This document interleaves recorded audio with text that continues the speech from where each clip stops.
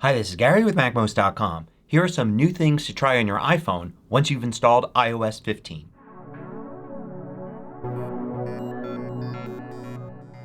MACMOST is brought to you thanks to a great group of more than 1,000 supporters. Go to MACMOST.com/Patreon. There you could read more about the Patreon campaign, join us, and get exclusive content and course discounts. There are a lot of cool new features in iOS 15. Here are some to check out right away. So before iOS 15 we had Do Not Disturb. Simply two modes, either Do Not Disturb on or off. But now with Focus you can set all sorts of different modes and customize them. So go into Settings and then go to Focus. You'll see all of these focus settings already there.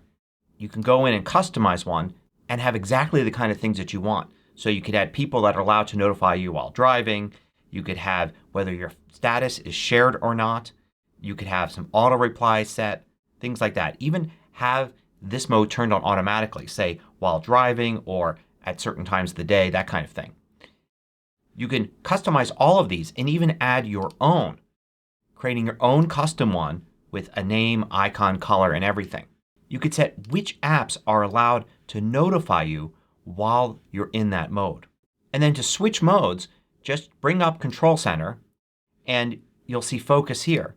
Tap that and you could pick one of those modes to switch into. So let's head over into the Photos app. One of the coolest new features is live text. You can use it in the Photos app and elsewhere as well. So here to see a normal image. Nothing special. It's the same as before except you could actually select the text. So it's converting text that it finds in photos to actual text. I could copy that and paste that into a document. Another cool thing Photos does is called Visual Lookup. So you can click on the I button here at the bottom or you can simply swipe up inside the photo when you're viewing one. And then it'll give you information about the photo, location, camera information, that kind of thing. And here it says Look Up and it'll tell you what it finds in the photo. And here you can see it identifies this as a plant. Big deal, right? Well, watch this. Tap on that and it will go and tell you what type of plant it is. Here's another example. If I swipe up here it says, oh, this is a landmark. Really? What landmark? And there you go. And you can tap here and get more information. Now let's head into Safari. Safari moves the tab bar to the bottom of the screen. That's the page I'm currently at and I can swipe. This makes it much easier to hold your iPhone and swipe through your tabs. But there are more tabs features as well. Go into the tab overview here and you'll see your tabs like before. But now you go here and you've got tab groups. So I've got 4 tabs here. I can create a new group with those 4 tabs, a new empty tab group. So instead of having 20 different tabs open, I can have several tab groups and have the pages in groups that make sense. And here's a third thing that's new in Safari. Here's your start page. So you've got a start page that's very much like on Mac OS. And if you scroll down to the bottom, there's an edit button. And you can edit your start page like on the Mac as well. So you can determine exactly what you want to have on your start page, pick a background image and everything. And then it'll even sync it so you can see the same start page on your Mac, your iPad, and your iPhone. Now let's go into the Maps app. It looks better than ever. But of course starting with major cities. So for instance here I am in New York. Let's go to a 3D view and let's pinch in here and you can see how detailed we get here with lane information like turning lanes and things like that.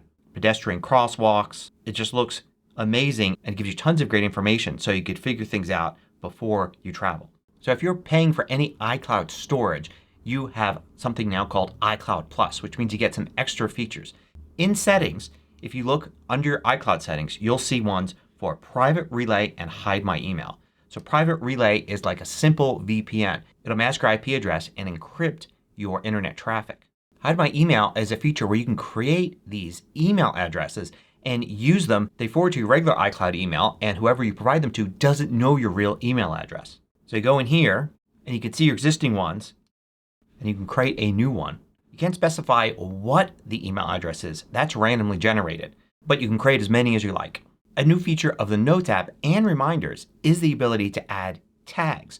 So all you need to do in a note to add a tag is simply use the hash symbol and then call it whatever you want. and that automatically becomes a tag. And then at the top level you could view all your tags and actually go to a list of all of the notes that include that tag. Apple's added a bunch of accessories to the Memoji builder. So now you can go and edit your Memoji or create a new one. And the last option is clothing.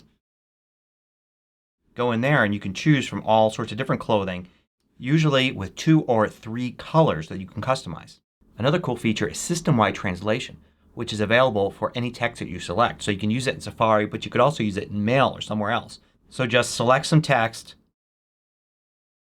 and then use Translate, and it brings up this translator here. And you could have it speak the translation to you. You could change the language and copy the translation. So one of my favorite features is really simple. It's just maps in the weather app. Before, if I wanted to see a weather map, I had to go to another app or to the web. But now I can do it inside the weather app. Just tap here and I get a map. I can choose the layers. Pretty much means I can find everything I need now in the weather app. Text selection now looks a little different. When you tap and hold to select text, you get a little magnified oval right above the text so you could see exactly where it is you're placing the cursor. And finally, here's something that I think will make voice memos a lot more useful. You can now go to a voice memo, select settings there, not only change the playback speed, but have it skip silence. So now periods of silence, even just 1 second, will simply be skipped over. So you can turn on voice memos, say while you're driving, and over the course of several minutes talk a little here and there about some ideas you have. And then when you play it back, it may only take you 30 seconds to listen to the 5-minute recording because it cuts out all the silence. So this only scratches the surface of some of the new features that you now have on your iPhone thanks to iOS 15. I'm going to be covering some more features in future videos, as well as going more in depth into things like focus, which is also coming to macOS in the future. Thanks for watching.